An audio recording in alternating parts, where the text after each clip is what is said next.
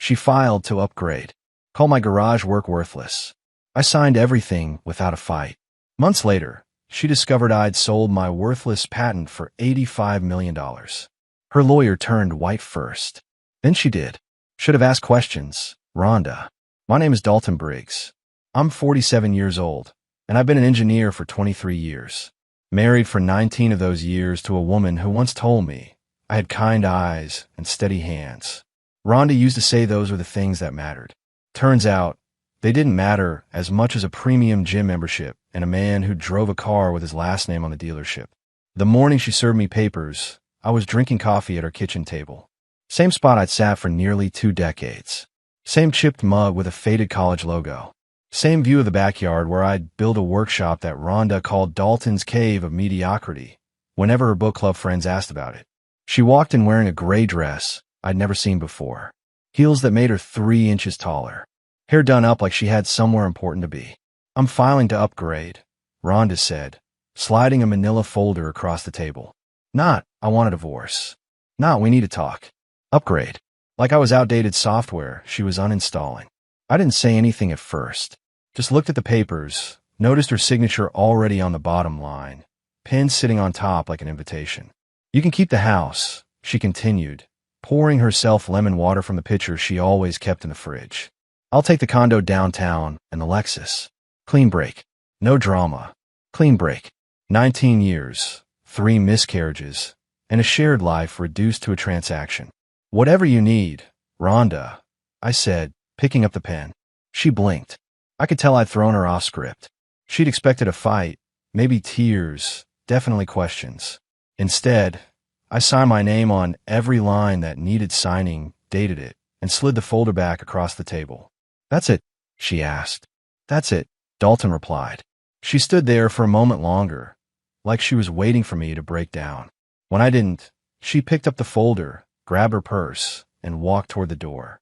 The dog, Murphy, followed her to the threshold. She didn't even glance down at him, just opened the door and left. Soft click. No slam. No final words. I sat there staring at my coffee. It had gone cold. That night, I found one of her wine glasses still in the dishwasher. Lipstick stain on the rim. Same shade she'd worn that morning. I thought about the receipts I found 6 months earlier. Charges at restaurants I'd never been to. Hotel rooms booked on weekends when she said she was at conferences. His name was Clayton Sutton. I never met him, but I knew enough. Investment advisor. Drove a Mercedes. Had a smile that sold trust funds and empty promises. I didn't confront her back then. Didn't scream or throw anything. I just went out to the workshop, closed the door, and got back to work on the one thing she never bothered to understand. The prototype sitting on my workbench. Compact, unassuming, revolutionary. She called it my retirement fantasy. Told her friends I was wasting time on something that would never matter. But the blueprints were finished. The trust was ironclad. And my attorney, a former military man with a sharp mind and sharper instincts, had made sure every asset was protected. I didn't leave Rhonda because she cheated. I left because I'd already been gone for years. She just didn't notice until it was too late. Rhonda used to call it Dalton's junkyard. My workshop. The place where I spent nights and weekends for the past 11 years. She never stepped foot inside. Not once. Said it smelled like burnt metal and broken dreams. Truth was, it smelled like progress. The workshop sat behind our house, converted from an old storage shed I'd renovated myself back in 2014.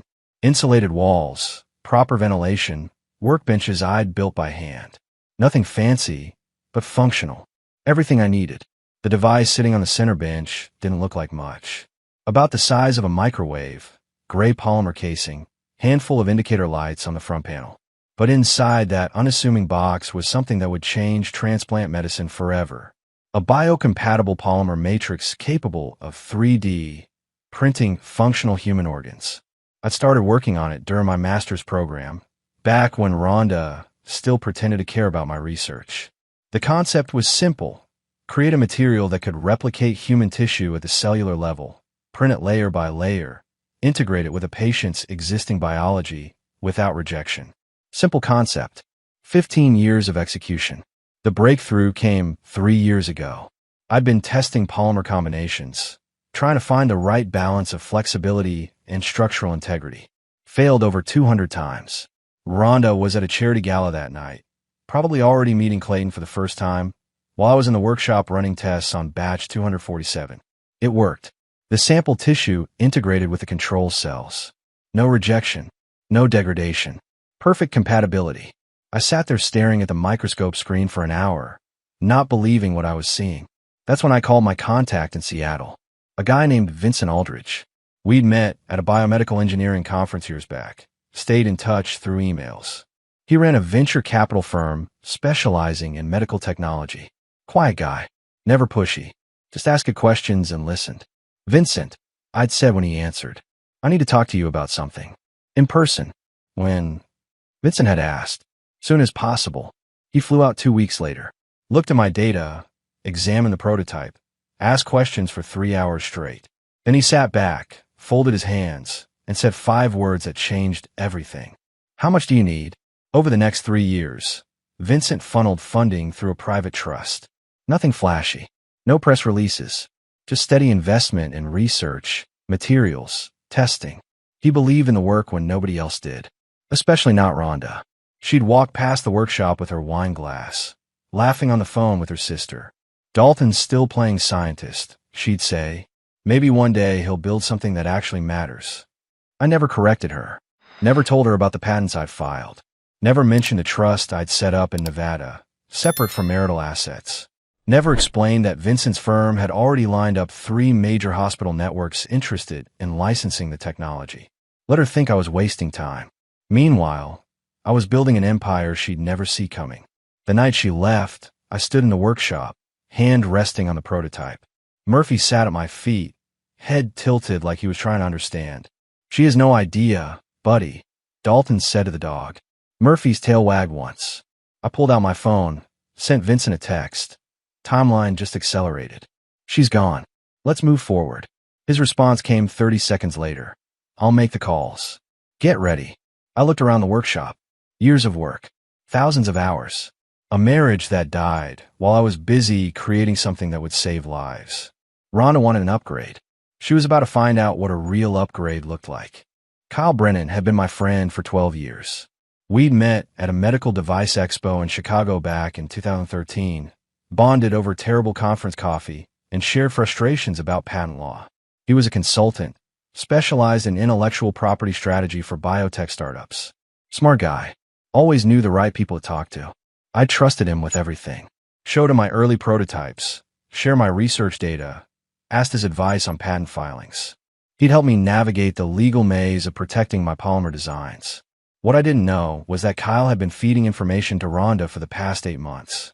I found out 3 days after she left. I'd installed security cameras in the workshop 6 months earlier, not because I didn't trust Rhonda, but because the equipment was worth a small fortune. Motion activated, cloud storage, the works. I was reviewing footage, looking for a misplaced calibration tool, when I saw it.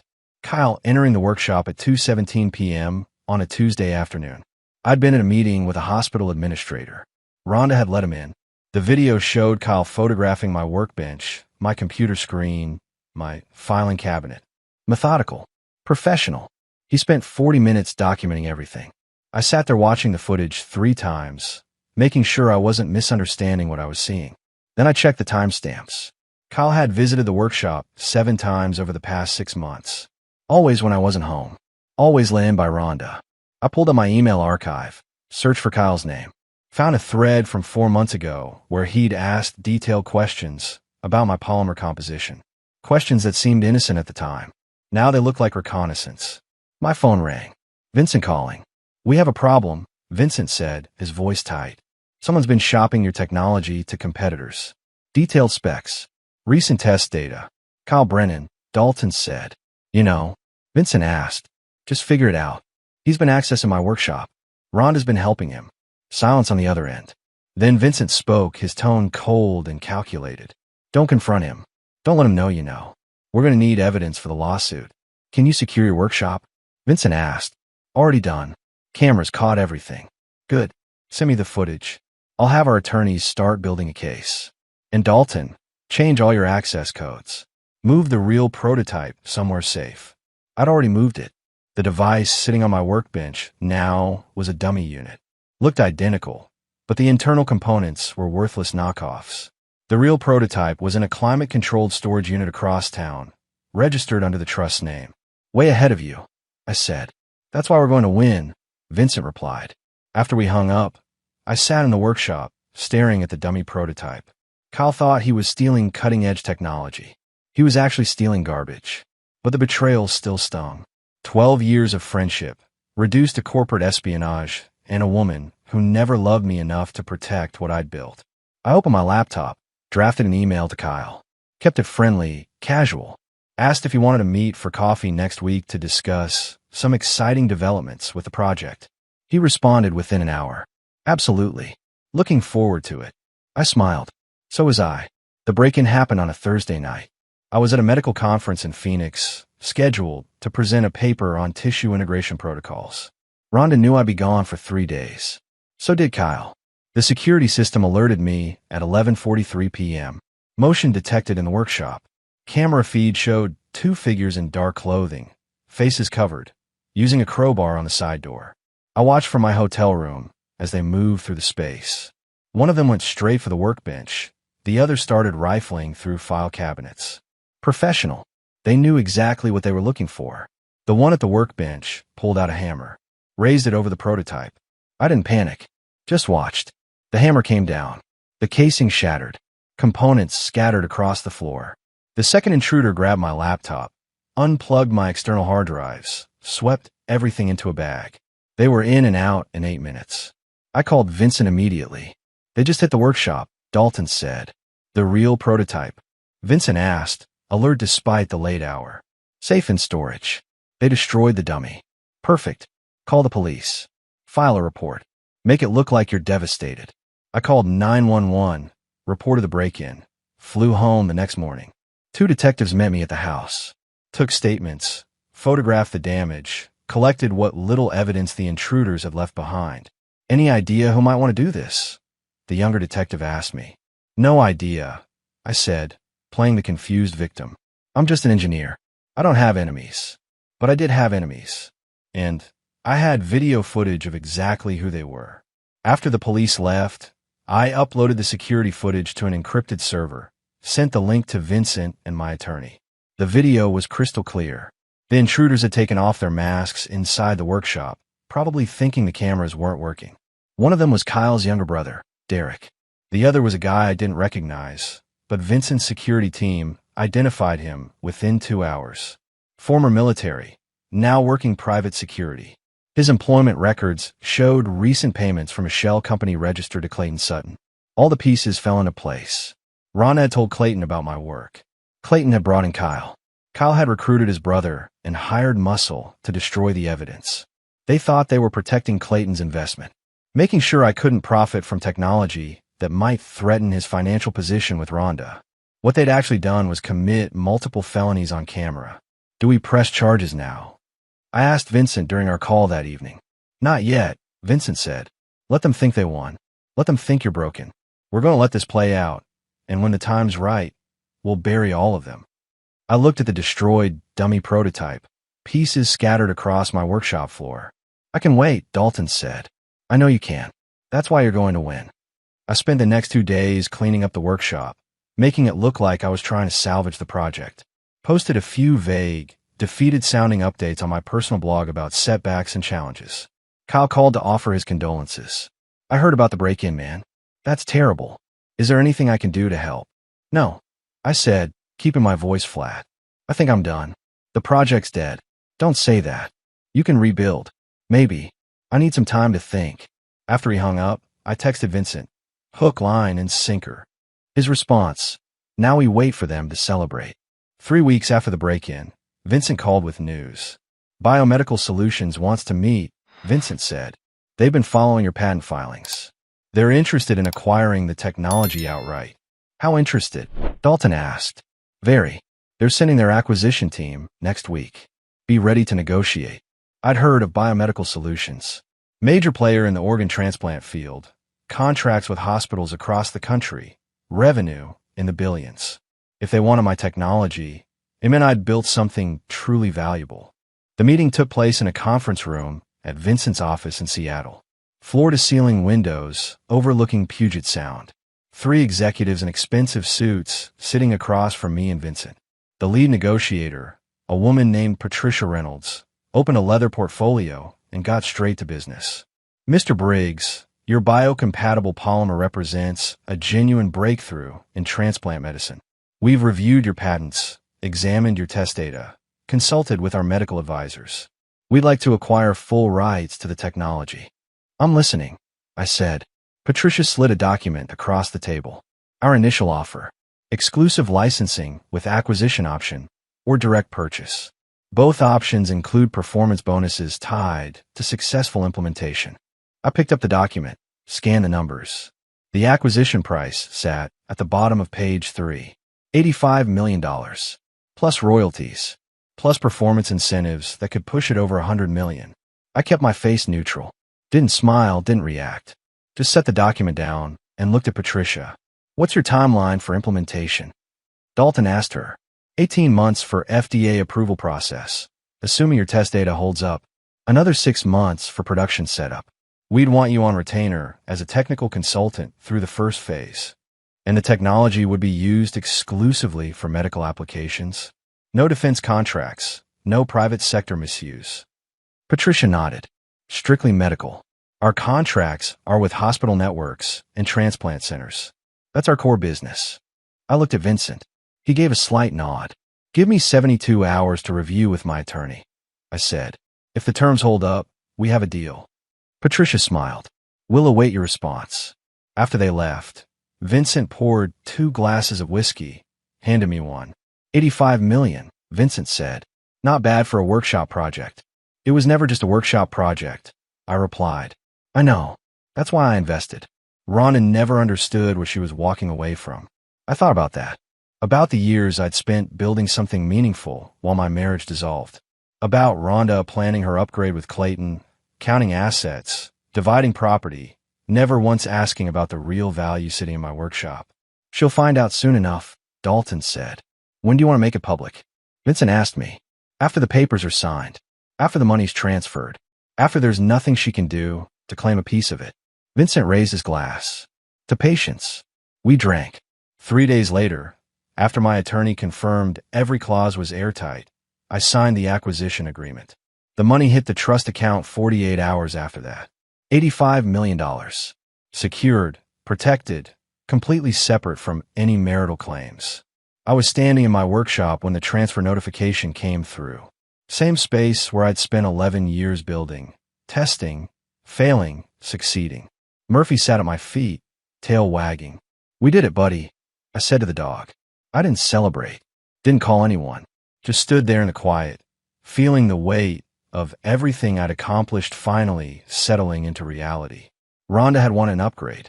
She'd gotten Clayton's leased lifestyle and empty promises. I'd gotten freedom and vindication. The publicity embargo would last 6 months. Standard practice for acquisitions of this size. Biomedical Solutions wanted time to secure their supply chain and finalize FDA paperwork before going public. 6 months. That's how long Rhonda had before her world turned upside down. I could wait. I kept my life exactly the same. Same truck, same house, same routine. Mowed the lawn every Saturday morning. Took Murphy for walks. Bought coffee at the same diner I've been going to for years. Nothing changed on the outside because I wanted it that way. Rhonda moved into her downtown condo with Clayton. I saw the Instagram posts. Her feed became a highlight reel of upgraded living. Rooftop brunches, wine tastings, weekend trips to Napa Valley. One post showed her holding a champagne glass, caption reading, "Finally living the life I deserve." Clayton stood behind her, hand on her shoulder, smiling that investment advisor smile. I scrolled past without reacting. 2 months after the divorce was finalized, I ran into them at a farmer's market downtown. I was buying vegetables for dinner. They were browsing artisanal cheese like it was performance art. Rhonda saw me first. Her smile faltered for half a second before snapping back into place. "Dalton," she said, her voice overly cheerful. "How are you?" "Good," I said, keeping it simple. "You?" "Wonderful. We just got back from Sonoma."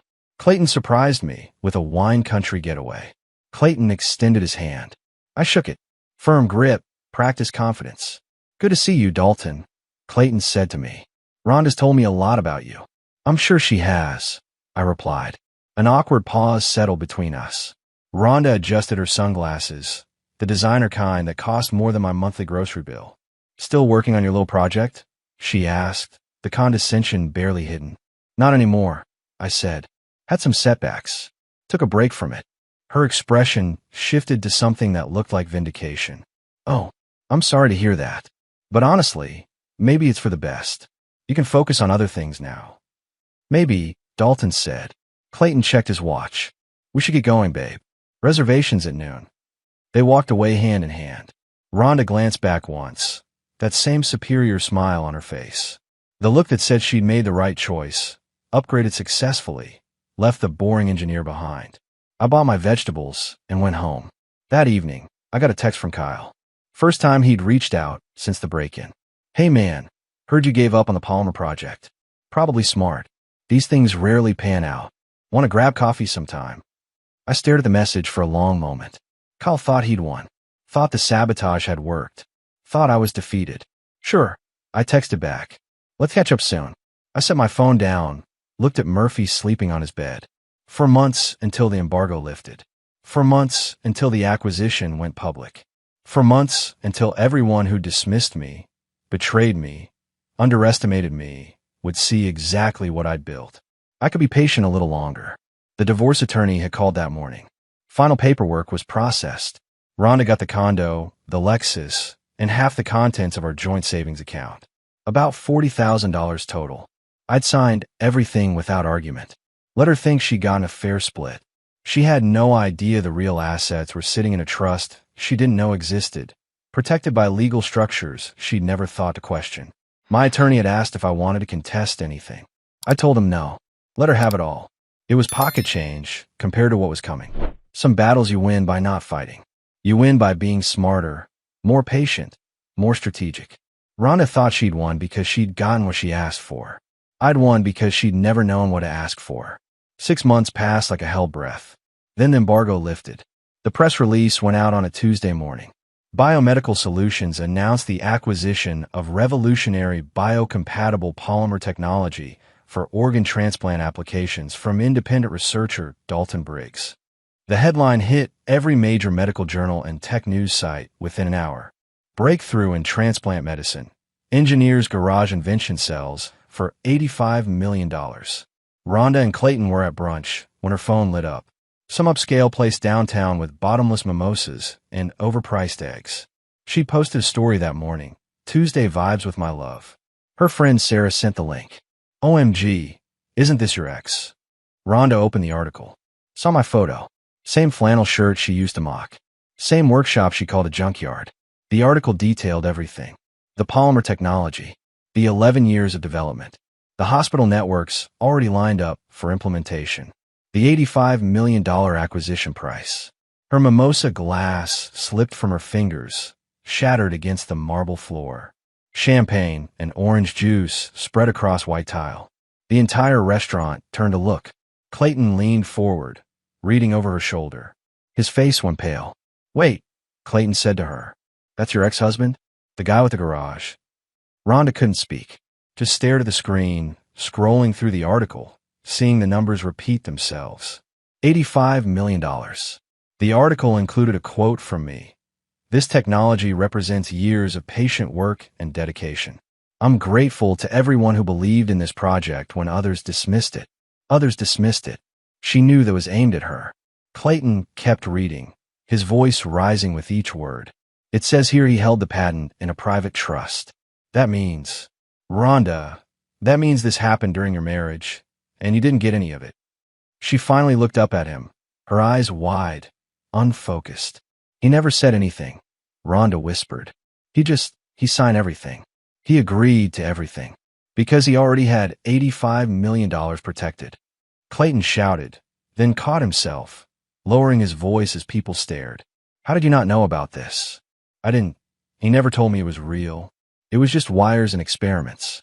It wasn't supposed to actually work. Clayton sat back, running his hands through his hair. Your lawyer. Did your lawyer ask about intellectual property during the divorce? Rhonda's hand shook as she pulled up her lawyer's contact. Dialed. Robert answered on the third ring. Robert, did you see the news? Rhonda asked him, her voice breaking. I did, Robert said, his tone grim. We need to talk. Can you come to my office? Tell me now. Can we contest it? Can we get a share? Silence on the other end. Then Robert spoke slowly, carefully. Rhonda, you signed a no contest clause. You waive any claim to future earnings from unlisted assets. The trust was registered before the divorce was filed. The patent was filed separately from marital assets. It's completely legal and completely protected. But $85 million, Robert. I understand. But unless he listed that technology as a marital asset during disclosure, which he clearly didn't, you have zero legal claim. He played this perfectly. I'm sorry. The line went dead. Rhonda sat frozen, phone in hand, the reality crashing over her like a wave. She'd walked away thinking she'd gotten the better deal. The condo, the car, the freedom. He'd let her take it all because it was nothing compared to what he'd protected. Clayton stood up. I need some air. Don't leave, Rhonda said, reaching for his hand. He pulled away. I need to think. This is a lot. He walked out of the restaurant without looking back. Rhonda sat alone at the table, surrounded by broken glass and spilled champagne, while the other diners whispered and stared. Her phone buzzed. Another message from Sarah. Girl, you fumbled the bag so hard. She wanted to scream, wanted to cry, wanted to rewind 6 months and ask one simple question. But it was too late. By that evening, the story had gone viral. Local news picked it up. Business journals ran features. Someone on Reddit started a thread titled Woman Divorces Engineer Husband. Finds out later he sold patent for $85 million. The thread had 18,000 upvotes. Rhonda's Instagram became a battlefield. Comments flooded in under her recent posts. Bet you regret that upgrade now. He's probably laughing all the way to the bank. Imagine leaving a genius for a finance bro. She deleted the comments. Then more came. She turned off commenting entirely. Then the messages started. Old friends, distant relatives, people she barely knew, all reaching out with the same fake concern that barely masked their schadenfreude. Hey, saw the news about Dalton. That's crazy. How are you doing? She didn't respond to any of them. Clayton texted around midnight. Need some space to process this. Staying at my place tonight. That was 3 nights ago. He hadn't come back. Kyle called me the day after the news broke. His voice was tight, nervous. Dalton, man, I just saw the news. Congratulations. That's incredible. I had no idea you were that close to a breakthrough, Kyle said to me. Thanks, Kyle, I said, keeping my tone neutral. It all came together. Listen, about that break-in at your workshop, do the police have any leads? Because if someone was trying to steal your technology, that's serious. Actually, they do have leads, I said. Very clear leads. Silence on the other end. The security footage was pretty comprehensive, I continued. Showed everything. Who came in, what they took, who they were working for. My attorney's been building a case. I could hear Kyle breathing, trying to figure out what I knew. That's good, Kyle finally said. Justice, right? Exactly. Justice. Kyle, I should go. Got a lot of calls to return. Sure, yeah, of course. Congratulations again. After I hung up, Vincent called. How's it feel? Vincent asked me. Quiet, I said. Surprisingly quiet. The lawyers are ready when you are. We have enough evidence to prosecute Kyle, his brother, and anyone else involved in the break-in and corporate espionage. Not yet, Dalton said. Let them sweat a little longer. And Rhonda. I looked out the window. Same view I'd had for years. Same house, same street, same life. Everything the same except now I had $85 million and complete freedom. Rhonda made her choice, I said. She's living with it. That night, I took Murphy for a walk around the neighborhood. Same route we'd been taking for years. Past Rhonda's old friend, Janet, watering her garden. She waved me over. Dalton, I saw the news. That's amazing. Janet said to me, genuine happiness in her voice. Thanks, Janet. I always knew you were working on something special. Rhonda used to complain about you spending so much time in that workshop, but I told her, let the man work. Guess I was right. I smiled. Guess so. She must be kicking herself now. Janet continued. unable to help herself. I wouldn't know. We don't talk. Well, good for you. You deserve this. You really do. I walk home feeling lighter than I had in years. Not because of the money, because I'd proven something to myself. That patience, dedication, and quiet confidence could triumph over dismissiveness and betrayal. My phone buzzed. Message from an unknown number. Dalton, it's Rhonda. Can we talk? Please. Just 5 minutes. I stared at the message for a long moment. Then I deleted it without responding. 2 weeks after the news broke, Vincent and I met with federal prosecutors. We laid out everything. The security footage of Kyle and his brother breaking into my workshop. The documentation of stolen intellectual property. The financial trail connecting the sabotage to Clayton Sutton's shell companies. The prosecutor, a sharp woman named Diana Chun, reviewed the evidence with clinical precision. This is solid, Diana said to us. Corporate espionage, breaking and entering, destruction of property, conspiracy. We can make all of this stick. What's the timeline? Vincent asked her. Arraignments within 30 days. Trial probably 6 months out. But honestly, with this evidence, I'd be surprised if they don't take a plea deal. 3 weeks later, Kyle was arrested at his office. His brother Derek got picked up the same afternoon. The contractor Clayton had hired turned himself in after his attorney saw the evidence. The news made local headlines. Corporate espionage case linked to $85 million patent theft attempt. Kyle's attorney reached out within 48 hours, requesting a meeting to discuss terms. I let Vincent handle it. He called me afterward. Kyle wants to settle, Vincent said. Avoid trial. Make restitution. Accept probation. What did you tell him? Dalton asked. I told him we consider it if he provided testimony against everyone else involved, including Clayton's role in financing the operation. And he agreed. He's going to cooperate fully. Clayton was arrested a week later, charged as an accessory to corporate espionage and conspiracy. His investment firm immediately suspended him pending investigation. Rhonda's social media went completely dark after that. No posts, no stories, no comments. She'd gone underground. I didn't feel victorious watching it all unfold. Just tired. Tired of the betrayal. Tired of the legal process. Tired of thinking about people who tried to destroy what I'd built. But I saw it through. Testified when needed. Provided documentation when requested. Made sure everyone involved faced consequences. The day Kyle's plea deal was finalized, I was in my workshop, packing equipment. I decided to sell the house, move somewhere new, start fresh. Murphy watched me from his bed, head tilted. Time for a change, buddy, I said to the dog. My phone buzzed. Message from Vincent. It's done. Kyle gets 3 years probation, community service, and permanent record. His brother gets 18 months. Clayton's trial is set for next spring, but his attorney's already talking plea. I typed back. Good. Thanks for everything. Thank you for trusting me. Where are you headed next? I looked around the workshop one last time. This space had been my sanctuary, my laboratory, my escape, but it was also a reminder of everything I'd lost while building something great. Somewhere quiet, I replied. Somewhere with an ocean view. 18 months later, I was sitting on the deck of a small house overlooking the Pacific. Not some mansion in Malibu, just a clean, weathered cottage in Oregon with a view that stretched to the horizon. Murphy lay at my feet, gray around his muzzle now, but content. The air smelled like salt and cedar. Coffee tasted better here. Life moved slower. Biomedical Solutions had successfully completed their first clinical trials. My polymer technology was saving lives. Real people getting real organs that their bodies didn't reject. The royalty checks came in quarterly. More money than I'd ever spent. I donated $30 million to cancer research and children's hospitals. Set up scholarships for engineering students. Funded 3 startup medical technology companies run by people who reminded me of my younger self. The money felt better going out than it ever felt coming in.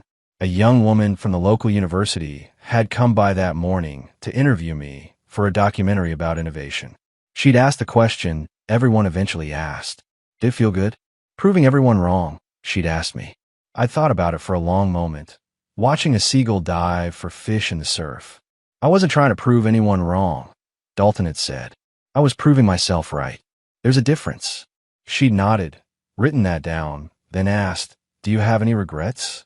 Just one. I wish I'd left sooner. Saved myself some years of being dismissed by someone who never valued what I was building. What about your ex-wife? Do you ever hear from her? No, and that's how I prefer it. After she left, I sat alone on the deck, coffee cooling in my hand. I'd heard through mutual acquaintances that Rhonda and Clayton had split. He'd moved to Texas after his plea deal, trying to rebuild his reputation. She'd moved back in with her sister, working some administrative job, living quietly. I didn't feel satisfaction hearing it. Didn't feel anything, really. She was a chapter I'd closed. My phone rang. Vincent calling. How's retirement? Vincent asked me. Peaceful. You should try it. Maybe someday. Listen, there's a researcher in Boston working on synthetic bone tissue. Brilliant work, needs funding. Thought you might be interested. Send me the details. I'll take a look. After we hung up, I stood, stretched, walked down to the beach.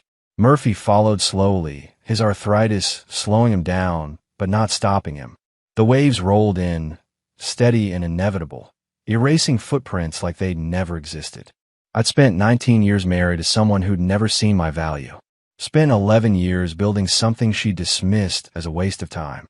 Spent 6 months watching her realize what she'd lost. And now I was here. Free. Successful. At peace. Sometimes the best revenge isn't revenge at all. It's building a life so fulfilling that the people who left it become irrelevant to the outcome. I threw a piece of driftwood into the surf. Murphy watched it disappear into the waves, tail wagging once. Good boy, I said. We turned and walked back toward the house, leaving the ocean to erase our footprints behind us.